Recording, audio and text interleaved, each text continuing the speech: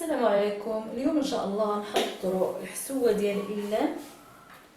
عندي هنا إلان مطحون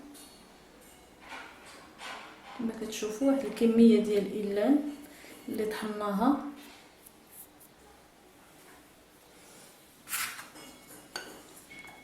غندير هاد الإلان في طنجره، نزيد عليها واحد الكميه ديال الماء،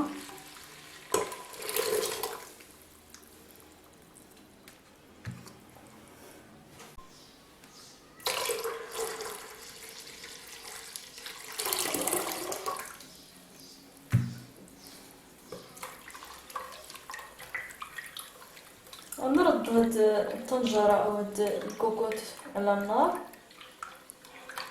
حتى تغلى هاد الحسوه وطيب.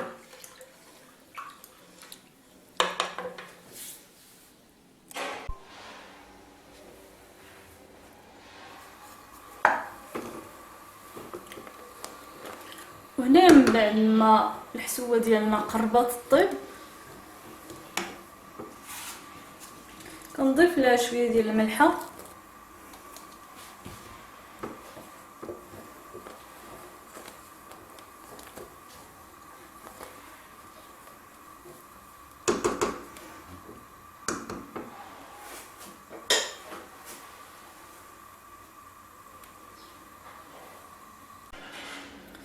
اذا هنا كنخليو الحريره ديالنا طيب واحد شويه، تقريبا واحد 20 دقيقه كنخليوها طيب، وكيصبح القوام ديالها على هذا الشكل.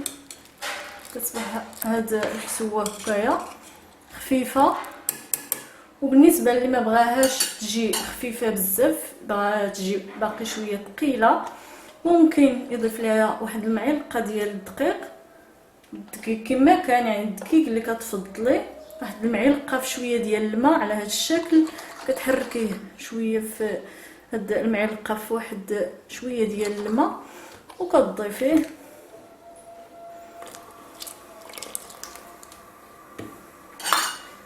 بهذه الطريقه كتولي هاد الحسوه ثقيله شويه بهاد المعلقه ديال الدقيق. وفي الاخير ملي كيطيب هاد الدقيق كنخليو هاد الدقيق تقريبا واحد 5 دقائق يطيب.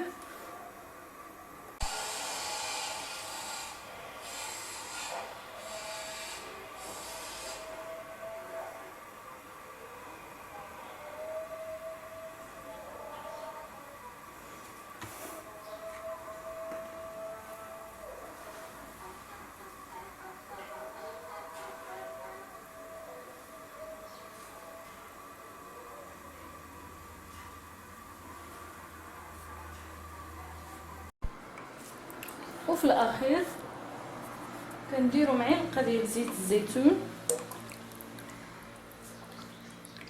وكنقدموها بالصحه والراحه. كما كتعرفوا هاد الحسوه صحيه